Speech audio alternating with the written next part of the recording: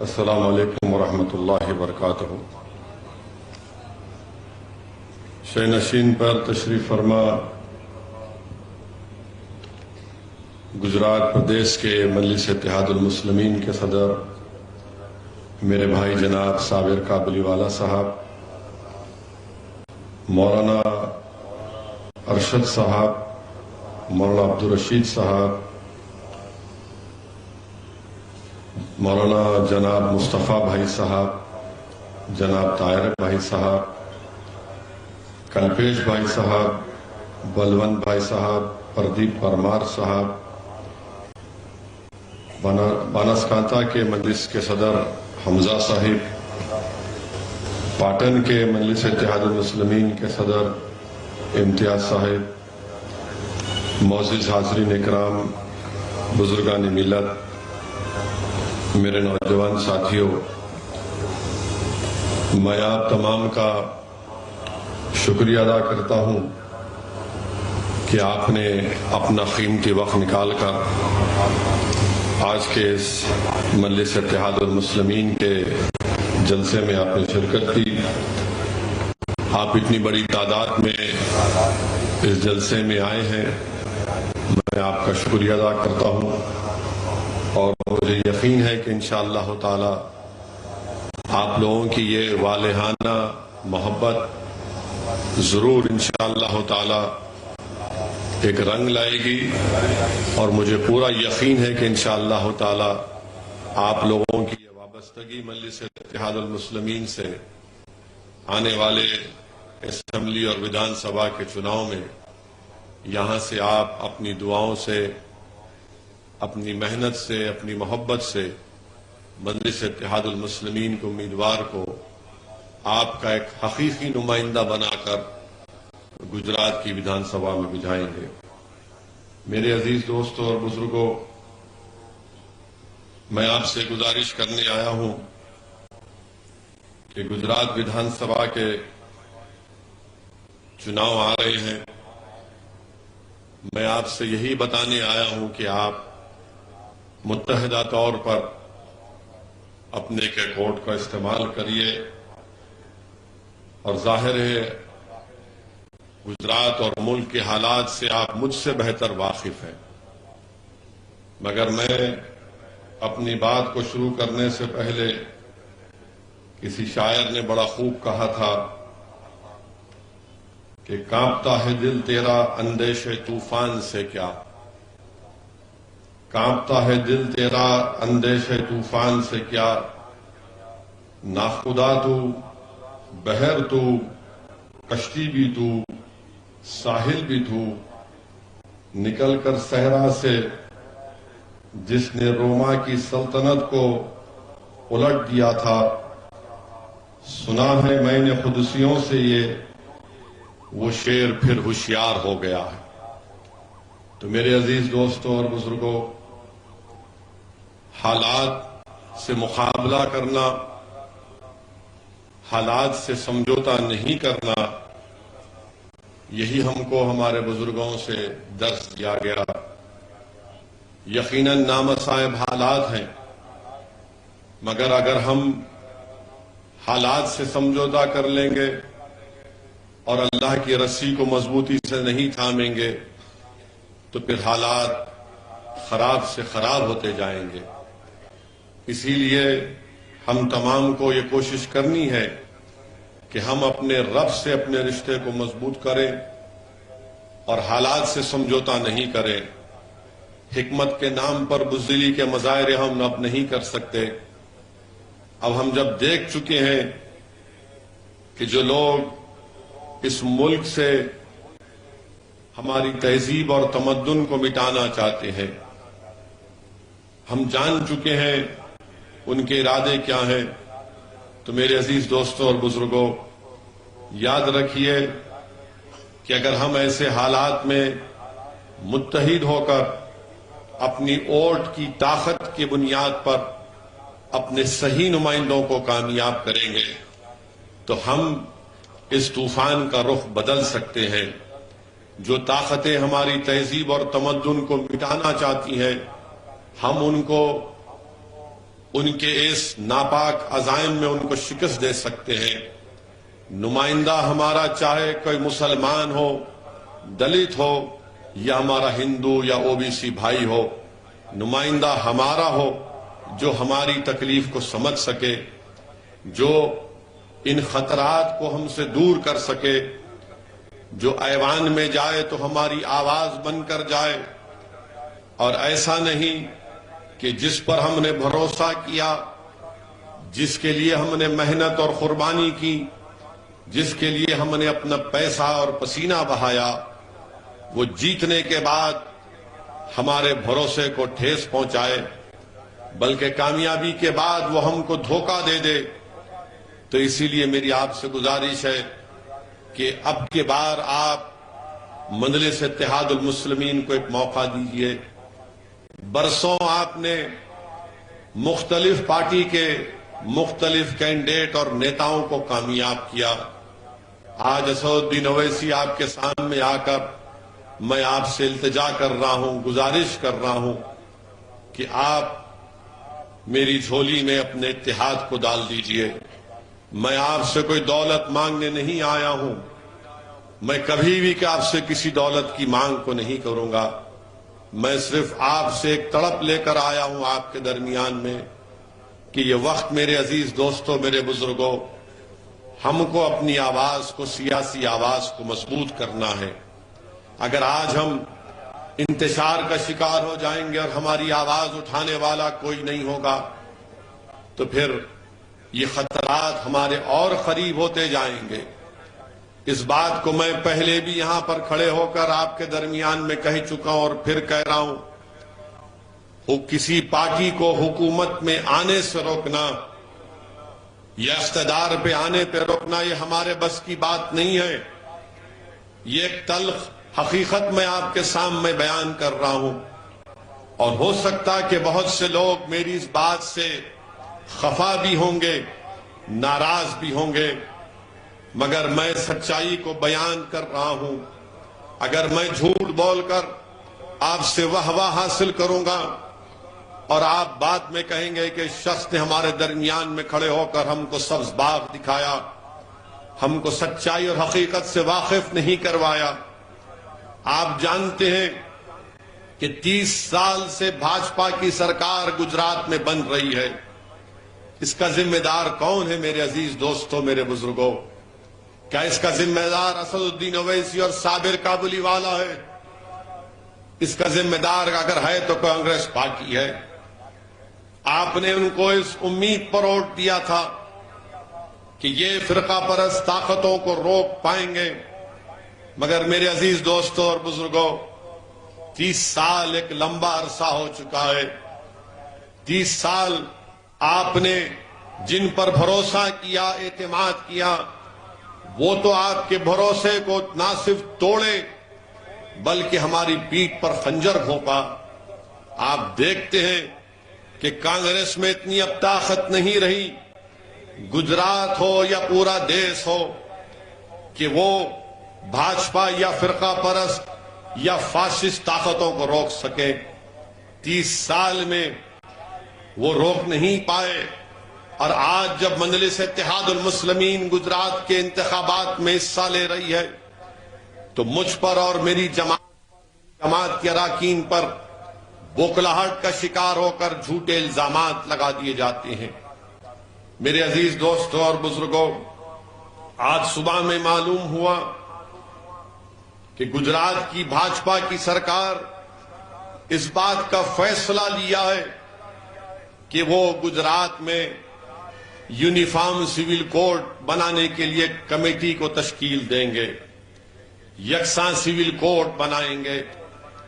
میں دیش کے پردھان منتری سے یہاں سے مخاطب ہو کر پوچھنا چاہ رہا ہوں، دیش کے پردھان منتری، آپ کیوں گجرات کی جنتا کو جھوٹ بول رہے ہیں؟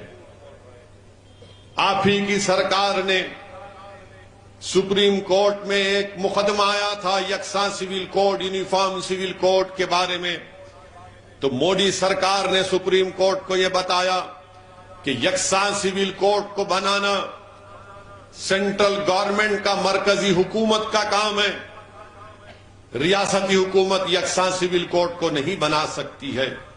یہ سپریم کورٹ میں موڈی کی حکومت نے سپریم کورٹ کو بتایا، اور آج یہاں پر گجرات میں بی جے پی کی سرکار، کیونکہ چناؤ ودھان سبھا کے ہونے جا رہے ہیں، یہ اعلان کیا کہ ہم ایک کمیٹی بنائیں گے یکساں civil code, uniform civil code کے نام پر. دوسری بات یہ ہے کہ ہم پوچھنا چاہتے ہیں بی جے پی سے، کیا یہ بات سچ نہیں ہے کہ بابا صاحب امبیڈکر نے یونیفارم سول کوڈ کے بارے میں کہ یونیفارم سول کوڈ والنٹری ہونا چاہیے، رضاکارانہ ہونا چاہیے، مینڈیٹری نہیں ہونا چاہیے. اور بابا صاحب امبیڈکر نے یہ کہا تھا کہ اگر کوئی کسی مذہب کو نہیں مانتا، اس کے ریلیجیس بلیفز نہیں ہے، تو وہ ایسے قانون کو مانے. اور ہمارے دیش میں ویسا قانون ہے. کون سا قانون ہے وہ؟ جوونائل جسٹس ایکٹ ہے، اسپیشل میرج ایکٹ ہے، انڈین سکسیشن ایکٹ ہے. آپ یہ قانون استعمال کر سکتے ہیں جو کسی مذہب کو نہیں مانتے. مگر بھاجپا صرف اپنے ہندوتوا کے ایجنڈے کو لے کر آگے بڑھنا چاہتی ہے، اور چناؤ سے پہلے بھاجپا کی ہمیشہ یہ عادت رہی ہے کہ ان مسئلوں کو اٹھایا جائے تاکہ اپنی ووٹ کی راجنیتی کو یا پھر اپنے ووٹ کو حاصل کیا جائے. 2018 کا لا کمیشن، سپریم کورٹ کے ریٹائرڈ جج چوہان صاحب نے کہا تھا، اپنی رپورٹ میں کہا تھا کہ ملک میں یونیفارم سول کوڈ نیسیسری بھی نہیں ہے، نہ ڈیزائریبل ہے، نہ اس کی ضرورت ہے. یہ کہا تھا اس لا کمیشن کی رپورٹ میں. مگر آج بھاجپا صرف ملک کی جو پلورلزم ہے، ڈائیورسٹی ہے، یہ بھارت کی خوبصورتی ہے. یکسانیت کیسا پیدا ہوگی بتائیے آپ؟ اگر میں مسلمان ہوں، شادی کرتا ہوں تو کانٹریکٹ ہے، ہندو بھائی کرتا ہے تو جنم جنم کا ساتھ ہے، عیسائی کرتا ہے تو کہتا ہے کہ آئی ڈو، اور شادی ہو جاتی ہے. یہ بھارت کا پلورلزم ہے جس کو سمویدھان میں، آئین میں آرٹیکل 25، 26، 29، 14، 19 اور 21 کے تحت بنا، اسی کے تحت بنایا گیا تھا. اور آرٹیکل 29 بھارت کا بھاجپا والوں کیا ہے؟ کلچر کی حفاظت، زبان کی حفاظت، لینگویج کی حفاظت ایک فنڈامنٹل رائٹ ہے. کیا یونیفارم سول کوڈ بنا کر آرٹیکل 29 کے خلاف کوئی قانون بنا سکتا ہے؟ مجھے اختیار ہے اپنی تہذیب کو بچانے کا. کیا آپ میری تہذیب کو مجھ سے چھین لیں گے یونیفارم سول کوڈ کے نام پر؟ میرے عزیز دوستوں اور بزرگوں، اور بی جے پی بات کرتی ہے نہیں ہم تو مہیلاؤں کو حق دلانا چاہتے ہیں. بھاجپا کہتی ہے کہ ہم تو مہیلاؤں کو حق دلانا چاہتے ہیں. تو میں پوچھنا چاہتا ہوں بھاجپائیوں سے، آر ایس ایس کے لوگوں سے، آج سے 2 دن پہلے ممبئی ہائی کورٹ میں، اورنگ آباد بینچ میں ہائی کورٹ نے کہا کہ اگر 498 میں کرولٹی نہیں ہے، اگر کوئی مہیلا بیوی کسی کی پتنی اپنے کسی کے گھر کو جاتی ہے اور گھر کا کام کاج نہیں کرتی، اس کو کروایا جا رہا ہے، تو کرولٹی نہیں ہے. 2016 میں سپریم کورٹ نے کہا تھا کہ ایک بہن نے کہا کہ میں اپنے سسرال میں نہیں رہوں گی، تو سپریم کورٹ نے کہا کہ تم نہیں رہنا چاہتی ہو اپنے پتی کے سسرال میں، تو ہم پتی کو یہ اختیار دیتے ہیں کہ اس کو طلاق دے دے. اس پر کچھ نہیں بولے گی بی جے پی، مگر یکساں سول کوڈ کے نام پر اسلام کو اور مسلمانوں کو بدنام کرنے کا ان کا پورا ارادہ ہے. یونیفارم سول کوڈ کی بات آج گجرات میں کی جا رہی ہے. ہم دیش کے پردھان منتری سے پوچھنا چاہتے ہیں کہ ہندو انڈیوائیڈڈ فیملی کا جو انکم ٹیکس ہندو انڈیوائیڈڈ فیملی میں ملتا ہے، وہ مسلمانوں کو کیوں نہیں ملتا؟ عیسائیوں کو کیوں نہیں ملتا؟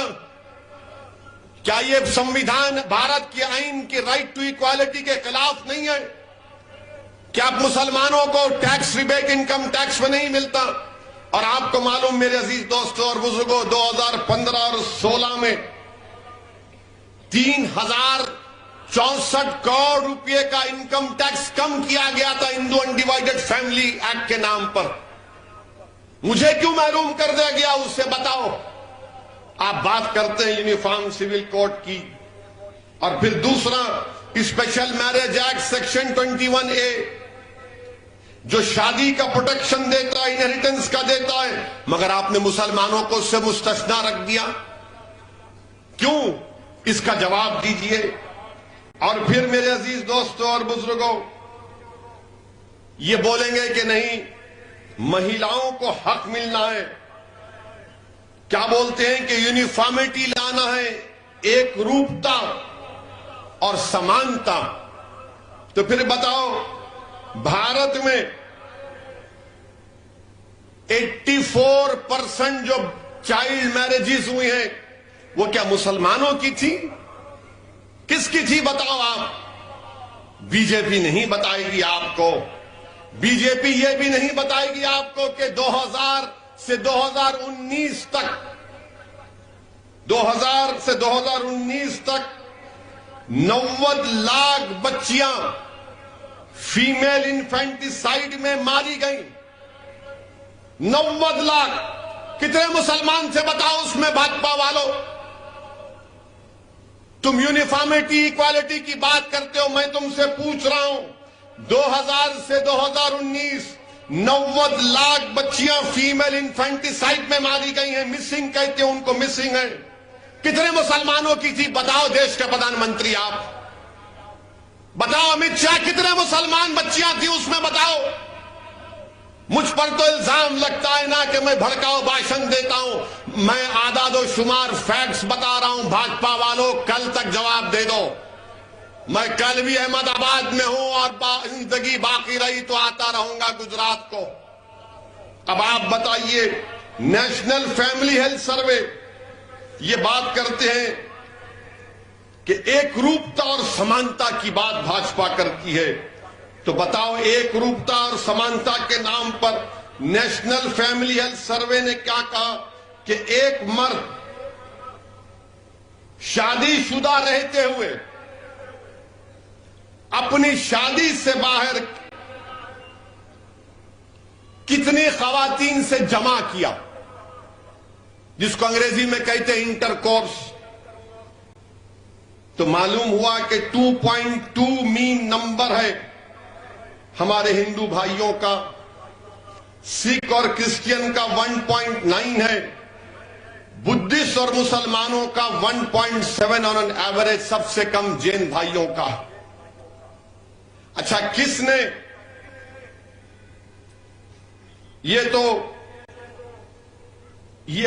کس نے اپنا ایک پارٹنر چوز کیا, سیکشل پارٹنر, وہ 2.2 ہمارے ہندو بھائیوں کا ہے.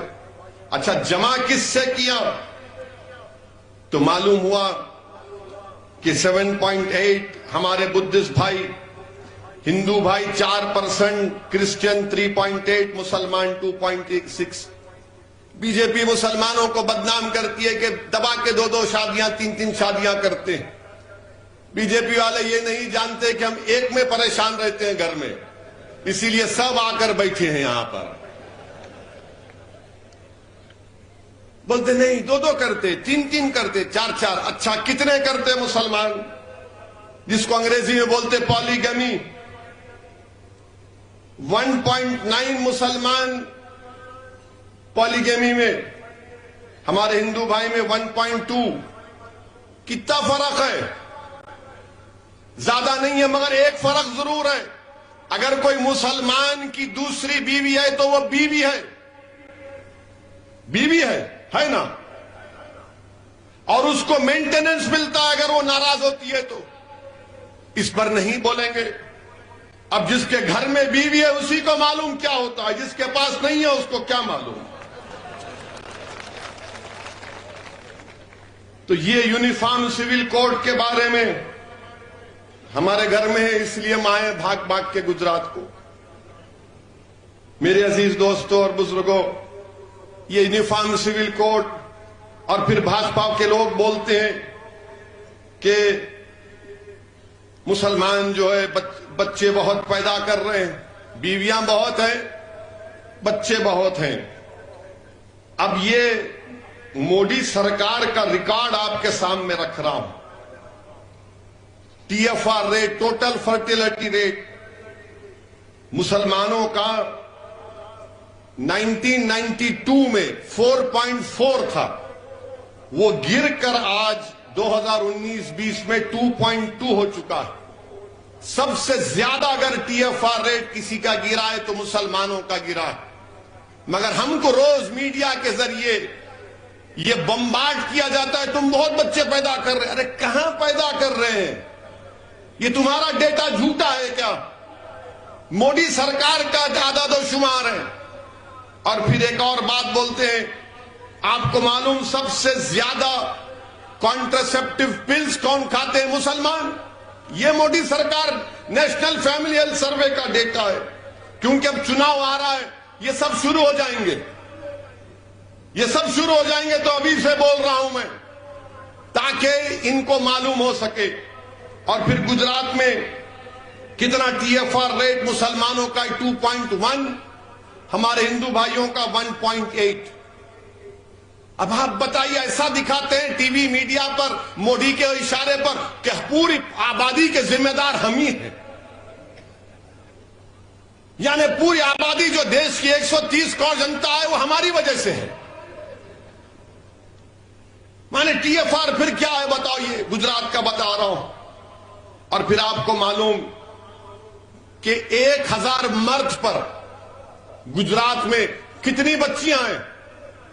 مسلمانوں میں 944 ہیں، ہمارے ہندو بھائیوں میں 916 ہیں۔ مودی جی ان پر کام کرو۔ آپ کی پارٹی صرف نفرت پھیلاتی ہے مسلمانوں کے بارے میں۔ یہ تمام اعداد و شمار اس لیے پیش کر رہا ہوں کیونکہ آج جب میں صبح میں آیا تو دیکھا، میں میڈیا والے ہم سے سوال بھی کیے، تو میں اس لیے کہا کہ آپ کے درمیان میں کھڑے ہو کر میں اور کھل کر آپ کو بتا سکوں کہ کیا معاملہ ہے۔ میرے عزیز دوستوں اور بزرگوں، دوسری اہم بات میں آپ سے عرض کرنا چاہ رہا ہوں کہ آپ کو اپنی ایک سیاسی آواز بہت ضروری ہے۔ اگر آج آپ اپنی سیاسی آواز کو نہیں پہنچائیں گے تو پھر یاد رکھیے ہم کو اسی طرح سے ہم سے ناانصافی ہوتی رہے گی۔ آپ جانتے ہیں کہ آپ نے پچھلے چناؤ میں یہاں سے آپ نے ایک انڈیپینڈنٹ آزاد امیدوار کو، جناب جگنیش صاحب کو آپ نے کامیاب کیا تھا۔ آپ نے کانگریس کو کامیاب نہیں کیا تھا، آپ نے ایک انڈیپینڈنٹ آواز کو، ایک نمائندے کو کامیاب کیا تھا۔ اگر کانگریس کو ووٹ دینا تھا تو پھر جناب جگنیش کامیاب نہیں ہوتے تھے، مگر آپ سے ووٹ حاصل کیا۔ آپ نے اپنا ہر چیز محنت کی، قربانیاں دی، اپنے جیب سے پیسہ لگایا، اور اس کے بعد کامیابی کے بعد وہ وڈگام کی جنتا کو دھوکہ دے کر، ان کے دلوں کو توڑ کر وہ کانگریس پارٹی کے ساتھ چلے گئے۔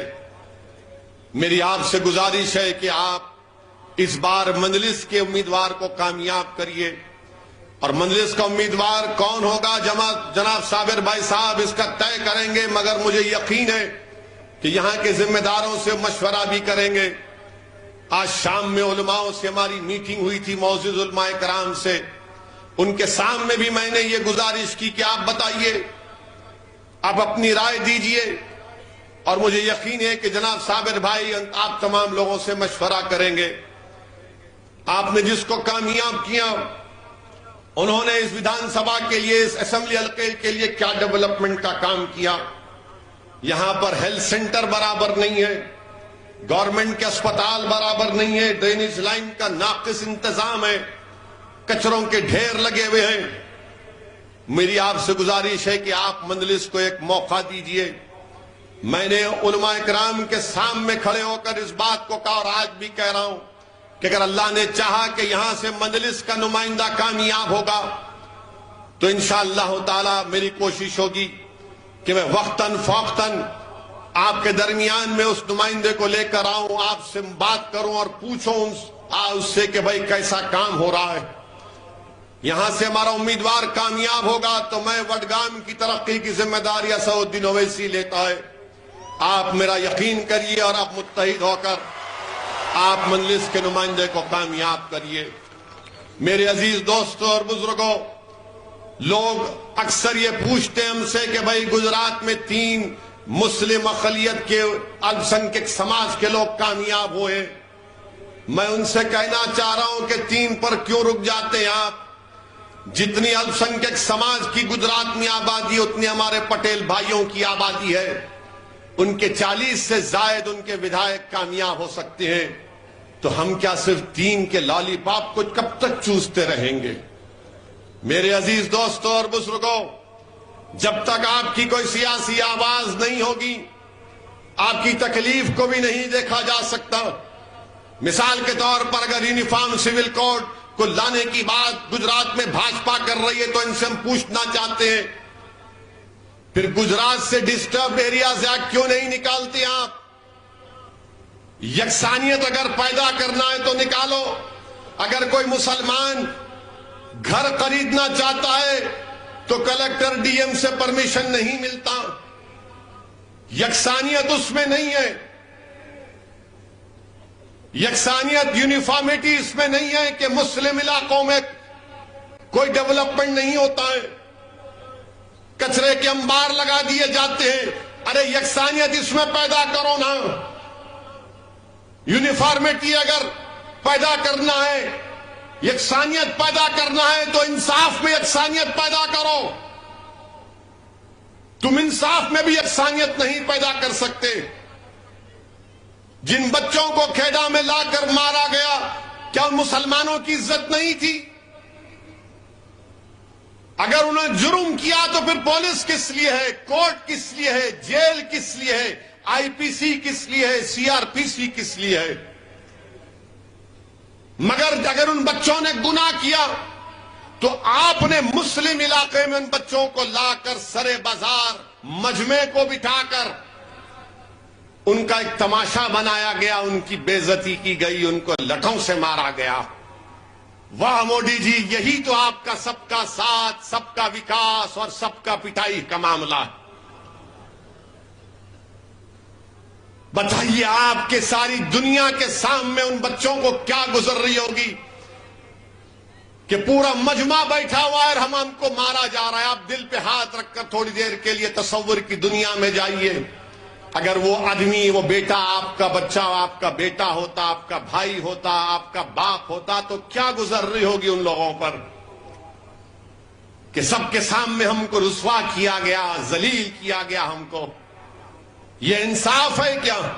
مگر نہیں، یونیفارمٹی کی بات کریں گے۔ میرے عزیز دوستوں اور بزرگوں، میری آپ سے ادباً گزارش ہے کہ اس کے خلاف آواز اٹھانا ضروری ہے۔ اگر گجرات کی ویدھان سبھا میں مجلس کے نمائندے جائیں گے تو اس ناانصافیوں کے خلاف آواز اٹھائیں گے، اور جب چناؤ آ جاتا ہے تو ہم سب کو فکر ہوتی ہے کہ بھائی یہ کیا ہوگا، کیسے کریں گے۔ میری آپ سے صرف ایک ہی گزارش ہے کہ آپ اتحاد پیدا کریے، اپنی جماعت کا ساتھ دیجئے۔ برسوں آپ نے مختلف سیاسی پارٹیوں کو آپ نے کامیاب کیا، ایک مرتبہ مجلس کا ساتھ دیجئے۔ لوگ کہتے ہیں کہ اگر تمہارے لوگ جیت کر جائیں گے تو کیا کریں گے؟ میرے عزیز دوستوں اور بزرگوں، ہمارا کام، ہماری پہچان ہے۔ سرزمین حیدرآباد پر ہمارے 7 اراکین اسمبلی ہیں۔ ہمارے وہاں کے چیف منسٹر نے ہم کو دعوت دی کہ آؤ، ستا کا حصہ بن جاؤ، منسٹر کا ایک پوسٹ دے دیتے ہیں، حیدرآباد کا ڈپٹی میئر لے لو۔ میں نے کہا مکھیہ منتری صاحب، جب تک اللہ اسد الدین اویسی کو مجلس کا خادم بنا کر رکھے گا انشاءاللہ تعالی ہم اس ستا کی بھول بھلیوں میں نہیں آئیں گے۔ ہم کو ستا سے مطلب نہیں ہے، منتری بننے سے مطلب نہیں ہے، ہم کو جس چیز سے مطلب ہے جس کے لیے ہم لڑ رہے ہیں، جس کی بنیاد پر آج اویسی اس درمیان میں کھڑا ہے آپ کے کہ ہمارے بزرگوں کی قربانیوں کی وجہ سے، ان بزرگوں کی ایک ہی خواہش تھی کہ انصاف ہو، انصاف ہو، انصاف ہو۔ ہم انصاف چاہتے ہیں، ہم بھیک نہیں چاہتے۔ اور لوگوں، عظیم میرے بزرگوں، میری بات کو یقین کریے کہ ساتھ ہمارے اراکین اسمبلی تلنگانہ میں ہیں۔ میں لمبے کاموں کی فہرست نہیں گنوانا چاہتا ہوں، مگر میں نے آج علماؤں کے درمیان میں کہا، آپ کے درمیان میں بھی کہہ رہا ہوں کہ 7 اراکین اسمبلی ہیں۔ ہم نے مسلمانوں کے لیے تلنگانہ میں وقت کے چیف منسٹرز کے سامنے بیٹھ کے بات کر کے ہم نے تعلیم کا انتظام کیا، اور آج تلنگانہ میں 6 کلاس سے 12 کلاس تک، 6ٹھی جماعت سے 12ویں جماعت تک 60,000 مسلم بچے اور بچیاں پڑھ رہی ہیں، مفت میں پڑھ رہی ہیں۔ ان کا بچوں کا سکول اور ہاسٹل الگ، بچوں کا سکول اور ہاسٹل الگ، بہترین معیاری تعلیم اس میں دی جا رہی ہے۔ بتائیے، کام اگر سرزمین تلنگانہ پر ہو سکتا ہے تو کیا گجرات میں نہیں ہو سکتا؟ کیا ہماری لڑائی صرف جان بچانے کی ہوگی؟ کیا ہماری لڑائی صرف پولیس کی لاٹھیوں سے اپنے آپ کو بچانے کی ہوگی؟ کیا ہماری لڑائی اپنے علاقے کی ڈیولپمنٹ کی کیوں نہیں ہو سکتی؟ کیا ہماری لڑائی ہمارے بچوں کے روشن مستقبل کے لیے کیوں نہیں ہو سکتی؟ کہ تحفظ ہمارا مقدر نہیں بن سکتا؟ یا پھر غیر محفوظ رہنا اور ڈر ڈر کر اپنی زندگی گزارنا یہ ہمارا مقدر بن جائے گا؟ نہیں میرے عزیز دوستوں اور بزرگوں، جب آپ نکل کر ووٹ ڈالتے ہیں کسی پارٹی کو، کسی پارٹی کے امیدوار کو، تو اس امید پر ووٹ ڈالتے ہیں کہ یہ میرا خادم ہوگا، یہ میری طلب کو سمجھے گا، یہ میری تکلیف کو اس کا حل تلاش کرے گا، یہ میرے لیے لڑے گا، یہ میرے لیے آواز اٹھائے گا۔ ارے 3 تو جیت کر گئے مگر ان کی زبانیں نہیں کھلتی ظلم کے ایوانوں میں۔ 3 تو جیت کر جاتے ہیں مگر مظلوموں پر ظلم ہوتا تو آواز نہیں کھلتی۔ اب چناؤ آ گیا تو پھر کبھی کسی سے بولنے لگاتے ہیں کہ ارے دیکھ لو ان کو دیکھ لو۔ ارے 3 کی ضرورت نہیں ہے بلکہ بس سے زیادہ کی ضرورت ہے۔ کیوں نہیں؟ کیا صرف مسلمان، کیا دلت نہیں مجلس کا ایم ایل اے نہیں بن سکتا؟ بنے گا انشاءاللہ تعالی۔ گجرات میں میرا دلت بھائی ایم ایل اے ہمارا۔ کیا صرف مسلمان بنے گا، ہندو بھائی نہیں بنے گا؟ بنے گا انشاءاللہ تعالی، ہندو بھائی بھی مجلس کا ایم ایل اے بنے گا انشاءاللہ تعالی۔ ایک چیز کے لیے ہم کو کام کرنا ہے میرے عزیز دوستوں اور بزرگوں۔ بدنام کیا جاتا ہے مجھے اس کی کوئی پرواہ نہیں ہے، کیونکہ جب میں مر کر جاؤں گا یہ الزام لگانے والے میرے لیے نہیں آئیں گے۔ میں اپنے اعمال کا حساب دوں گا، اور میرا رب جانتا ہے میرے دل کی اور میرے کام کو۔ میں ان کی دنیا والوں کی خوشی کے لیے کام نہ کبھی کیا نہ کروں گا انشاءاللہ تعالی۔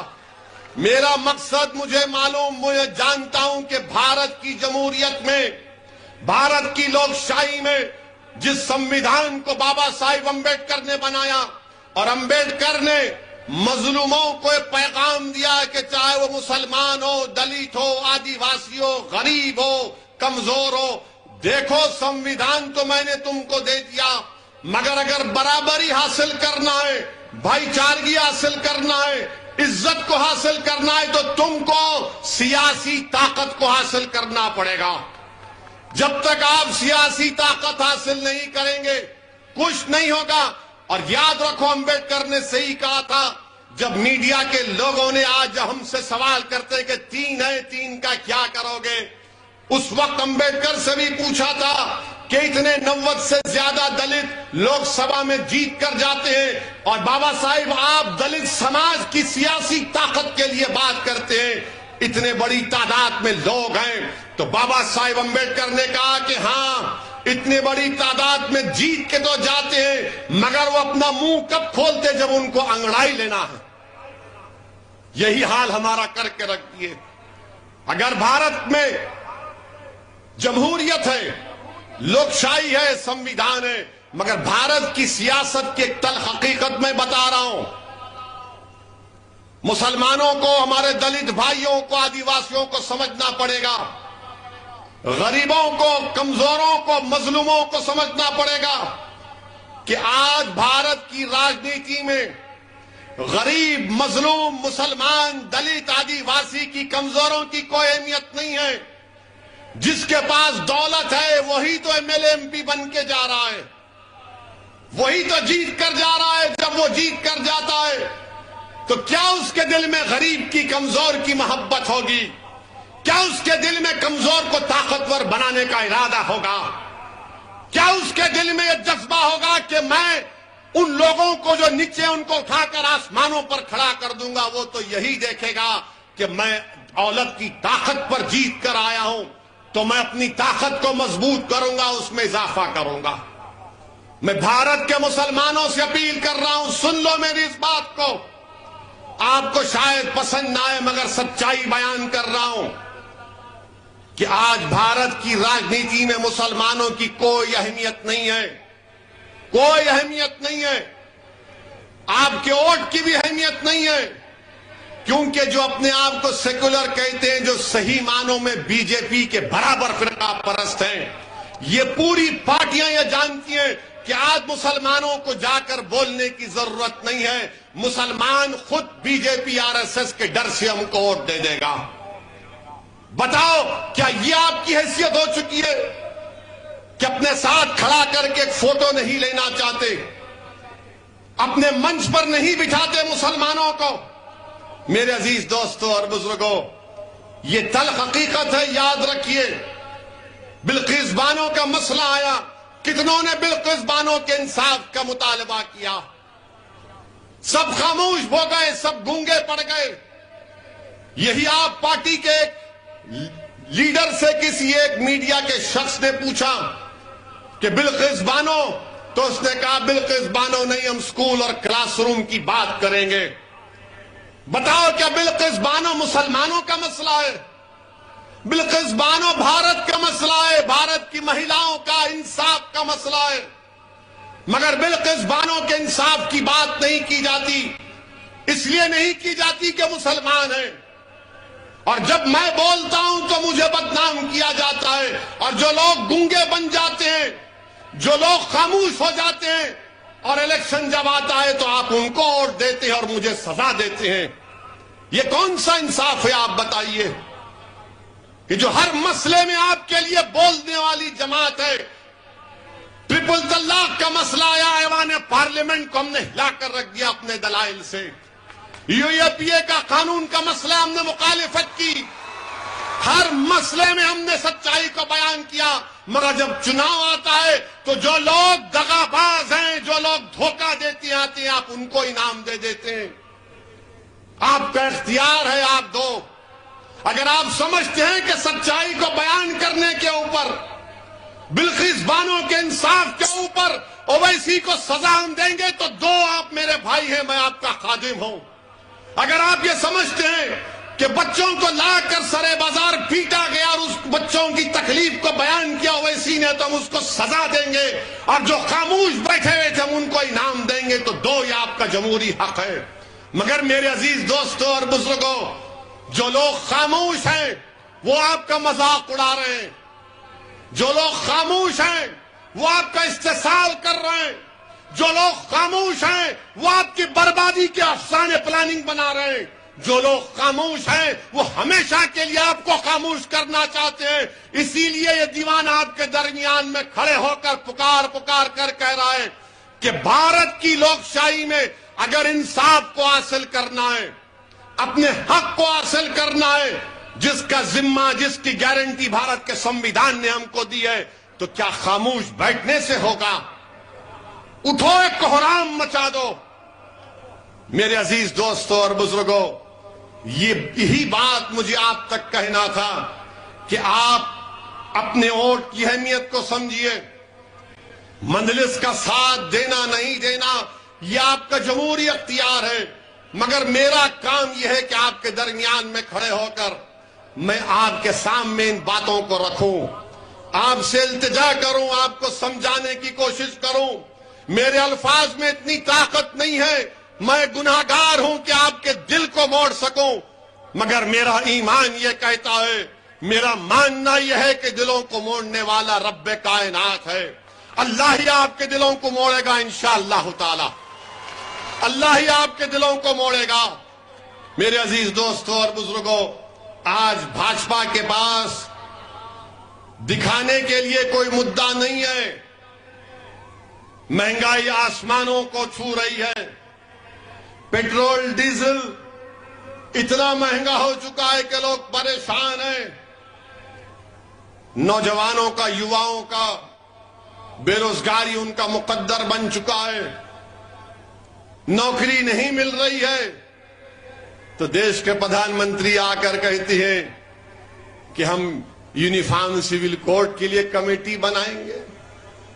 دیش کے پردھان منتری نہ یواؤں کو روزگار کی بات کرتے ہیں. ایک فنکشن کیے تھوڑے دن پہلے وعدہ کیے تھے کہ ہر سال 2 کروڑ نوکریاں دوں گا. اب 2 کروڑ سے کم کر کے آ گئے کہ 2024 تک 10 لاکھ دوں گا. ہائے مودی جی، کتنا جھوٹ بولتے ہیں آپ، کتنا لمبا چھوڑتے ہیں آپ. ایک بار دیش کے پردھان منتری سعودی عرب گئے تھے. سعودی عرب گئے تو وہاں پر وہ ریاض میں وہ سعودی بھی ان کو دکھائے، وہ ان کا وہ قلعہ پرانا اور ایک توپ دکھائے. دیش کے پردھان منتری نے اپنی من کی بات میں کہا تھا کہ کبھی کبھی مذاق کرنا چاہیے. تو دیش کے پردھان منتری کی بات پہلی مرتبہ میں سن کر مذاق کر رہا ہوں، دل پہ مت لو RSS والوں. تو وہ شیخ نے، سعودی شیخ نے پردھان منتری کو توپ دکھائی. پردھان منتری ماشاءاللہ ہر چیز کا گہرائی سے جائزہ لیتے ہیں. اینک کو یوں کر کے اطراف میں پھرے اور اس سعودی شیخ سے پوچھے کتنا دور پھینکتی. تو سعودی شیخ نے کہا واللہ تم سے کم. یہ مذاق ہے، سچائی نہیں ہے. اب آپ صحیح کہہ رہے ہیں تو سچائی ہے. اب آپ کہہ رہے ہیں تو میں کیا بول سکتا ہوں، کیونکہ 2 کروڑ نوکریاں غائب. پیٹرول ڈیزل کیوں بڑھا؟ یوکرین سے بڑھ گیا. ارے اجے ہر چیز کا ذمہ دار کسی اور پہ ڈال دو، ہر چیز کا ذمہ دار. چین جو ہے، راجناتھ سنگھ جا کر کہتے ہیں کہ ہم جو زمین ہمارے پاس نہیں ہے کشمیر کے ہم حاصل کر لیں گے. بہت اچھا ہے، کریے آپ، کون روک رہا آپ کو؟ 8 سال ہو گئے. مگر جو زمین چین قبضہ کر کے بیٹھ گیا 1000 کلومیٹر، ڈپسانگ ڈمچاک ہمارے ہاں پاس نہیں ہے. جو ہمارے لوگ جانور کو لے کر سردیوں میں پہاڑوں کے اوپر جا کر اپنے جانور کو گھاس کھلاتے تھے، وہ پکار کر کہہ رہے ہیں کہ 10 گاؤں ہم نے کھو دیے، 10 کلومیٹر چین اندر گھس گیا. مگر بھاجپا کے چاہنے والے بولتے نہیں، ویسی جھوٹ بول رہا، مودی 56 انچ کا ہے. ہوں گا بھائی، 56 انچ کا ہوں گا، 60 انچ کا ہوں گا، مگر چین جو زمین پر قبضہ کر کر بیٹھا ہے وہ کب ملے گی ہم کو؟ میرے عزیز دوستوں اور بزرگوں، غربت، پاورٹی گجرات میں بہت زیادہ بڑھ گئی، مگر اس کا بھی کوئی ذکر نہیں ہوتا. اب چناؤ آ رہے ہیں تو شروع ہو جائے گا پرانا باجا، شروع ہو جائے گا. نفرت پیدا کرو، ڈراؤ ملاؤں سے، داڑھی والوں سے ڈراؤ، حجاب کی بچیوں حجاب پہننے والیوں اس کے بچیوں سے ڈراؤ، ہر چیز سے ڈراؤ. میرے عزیز دوستوں اور بزرگوں، یہ وطن عزیز ہمارا تھا، ہے اور رہے گا انشاءاللہ تعالی. آج ہم اس وطن عزیز کے آزادی امرت اتسو کے 75 سال منا رہے ہیں، اور تاریخ گواہ ہے اور صبح قیامت تک یہی تاریخ رہے گی کہ انگریزوں سے جنگ کی لڑائی، آزادی کی لڑائی 1920 میں نہیں شروع ہوئی تھی، بلکہ ٹیپو سلطان کی شہادت سے جنگ کا آغاز ہوا۔ جنگ پلاسی میں سراج الدولہ کی قربانی سے آغاز ہوا، اور پھر سن 57 میں ہمارے علماء کرام نے انگریزوں کے خلاف جہاد کا فتویٰ دیا تھا، اور نہ صرف فتویٰ دیا بلکہ انگریزوں کے خلاف فتویٰ دے کر ان علماء کرام نے اپنی جانوں کو قربان کر دیا۔ اگر آج بھارت کو انگریزوں سے آزادی ملی تو اس میں مولانا محمود الحسن، ان کی قربانی کو کوئی نہیں بھول سکتا کہ مالٹا کی جیل میں سردیوں کے موسم میں 4 مہینے اس جیل کے ایک میدان میں ان کو قید کر کے رکھ دیا گیا تھا۔ ملک سے کتنی دور ہے مالٹا؟ آج بھی پلین سے جائیں گے تو کم سے کم 12 سے 13 گھنٹے لگ جائیں گے۔ ہمارے بزرگوں نے مالٹا کی جیلوں میں مصائب کو برداشت کیا، کالا پانی کی سزائیں برداشت کی۔ بتاؤ کس لیے؟ اس دن کے لیے کہ ہمارے روڈ پہ لا کے ہمارے بچوں کو مارا جائے گا۔ میری شکایت آپ سے ہے، اگر ان علماؤں کی قربانیوں کو آپ بھلا چکے ہیں تو پھر کوئی بات نہیں، مگر ہم اپنے بزرگوں کی قربانی کو نہیں بھلا سکتے۔ اگر آج ہم آزادی سے سانس لے رہے ہیں، یہ ہمارے علماؤں کی محنت، ان کی قربانی، ان کا صدقہ ہے۔ انہوں نے سب کچھ قربان کر دیا اپنا، اور ہم یہ اپنی آنکھوں کے سامنے دیکھ رہے ہیں کہ جس نے مالٹا کی جیل میں سردی کے موسم میں جیل کے میدان میں 4 مہینے گزارا، آج انہی کے جانشین دیکھ رہے ہیں کہ ان کی بیٹی کی عصمت ریزی کرنے والوں کو سرکار چھوڑتی ہے سنسکاری ہونے کے نام پر۔ بتاؤ، یا یہی ہم اسی لیے آزادی کا امرت اتسو منا رہے ہیں؟ یہی ہم خراج عقیدت پیش کر رہے ہیں ان آزادی کے عظیم مجاہدین کو جنہوں نے انگریزوں کے خلاف اپنا سب کچھ قربان کر دیا؟ اسی لیے قربان کیا تھا جنہوں نے پاکستان کے 2 نیشن تھیوری کو ریجیکٹ کیا، مسترد کیا، بھارت کے کمپوزٹ کلچر کی بات کی تھی۔ یہ بھارت کا کمپوزٹ کلچر ہے کہ روڈ پہ لا کر بچوں کو مارا جائے، شک کی بنیاد پر گھروں کو توڑ دیا جائے، یہ کمپوزٹ کلچر ہے۔ رد پاکستان کی کتاب لکھنے والے حسین احمد مدنی کے بارے میں تم کیا کہو گے؟ جن پر کیا کیا الزام نہیں لگائے گئے، حملے کیے گئے، ان کی روحیں تڑپ رہی ہوں گی اس بھارت کو دیکھ کر۔ میرے عزیز دوستوں اور بزرگوں، کیا ہم صرف تڑپیں گے اور صرف آنکھ میں آنسو لا کر اپنے گھر میں جا کر سو جائیں گے؟ نہیں، میں آپ سے اپیل کر رہا ہوں کہ ان علماؤں کو زندہ رکھنا ہے، وہ مرے نہیں، وہ دنیا سے ضرور گئے مگر ہمارے دماغوں میں ان کی قربانیاں آج بھی زندہ اور کل بھی رہیں گی۔ ان کو زندہ رکھنے کا، ان کو خراج عقیدت پیش کرنے کا بہترین طریقہ یہ ہے کہ ہم اپنی سیاسی قیادت کو مضبوط کریں۔ دیش کو آزاد ہو کر 75 سال ہو چکے، ہم نے ہر فارمولے کو اپنایا، ہر ایکسپیریمنٹ کیا، ہر کوشش کی، مگر نتیجہ کیا نکلا کہ فرقہ پرستی بڑھتی گئی۔ ہم دلوں کو ملانے کی بات کیے مگر سرکاروں نے دلوں کو توڑا۔ ہم نے گھروں کی دیواروں کو ہٹانے کی بات کی مگر ہمارے گھر کو جلا دیا گیا۔ ہم نے کہا کہ مل بیٹھ کر ختم کریں گے مگر آپ نے دوریاں پیدا کی ہیں۔ میرے عزیز دوستوں اور بزرگوں، میری آپ سے التجا ہے کہ مجلس کو ایک موقع دیجئے۔ ہم کسی مذہب کے خلاف تھے، نہ کبھی رہیں گے انشاءاللہ تعالی۔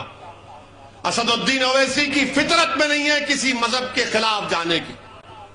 میں تو چاہتا ہوں، میری خواب، میری جستجو، میرا پیغام یہی ہے کہ بھارت میں کمزوروں کو انصاف ملے، بھارت میں مظلوموں کو انصاف ملے، کمزوروں کو طاقتور بنایا جائے، اور اسی وقت ہوگا جب بھارت کے کمزور अल्पसंख्यक समाज, दलित, आदिवासी और हमारे जो हिंदू भाई जो आज भी गांधी और नेहरू की कुर्बानियों को नहीं भूले हैं, वो उनको आगे बढ़ना पड़ेगा।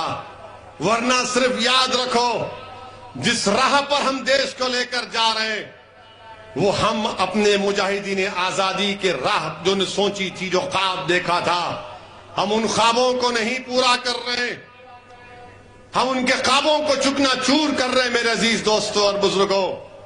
बहरहाल इंशाअल्लाह ताला जब यहां से मजलिस के कैंडिडेट का, उम्मीदवार का ऐलान होगा, मैं फिर से आपके दरमियान में आऊंगा। और मैंने बड़ी तारीफ सुनी कि यहां पर बेहतरीन खाना खिलाया जाता है, आपके हाथ बड़े मुबारक हैं। तो मैं जब छापी को आऊंगा तो इंशाअल्लाह ताला किसी एक घर पर जाकर आपसे फर्दन मुलाकात भी होगी।